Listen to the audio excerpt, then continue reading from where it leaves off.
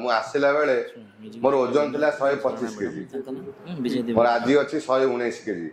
5 दिन में मोर 6 KG reduce हो मु आसला बेले मोर बीपी थिला 180 आज अच्छी 91 एठी गोटे जिनस है जो डॉक्टर पाक जाऊे समस्ते फैटी रे मना करते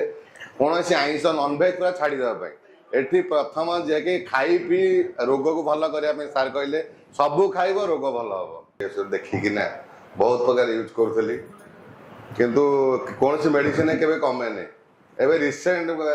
2-3 मास तले कीटोर गोटे मेडिसिन खाई जे किसी कमिब ताकू आनी 15 दिन यूज कली से भी से किसी कमिलानी मोर मु आसला बेले मोर ओजन थिला 125 केजी मोर आज अच्छी 119 केजी 5 दिन में मोर 6 केजी रिड्यूस हो मु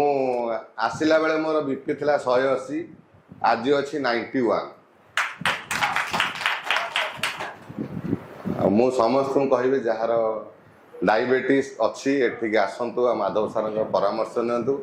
एठी गोटे जिनस है जो डॉक्टर पाक जाऊे समस्ते फैटी रे मना करते कौन आइंस नॉनभेज पूरा छाड़ी देवाई एठी प्रथम जे कि खाई पी रोग को भल करने सार कहले सबू खाइब रोग भल हम।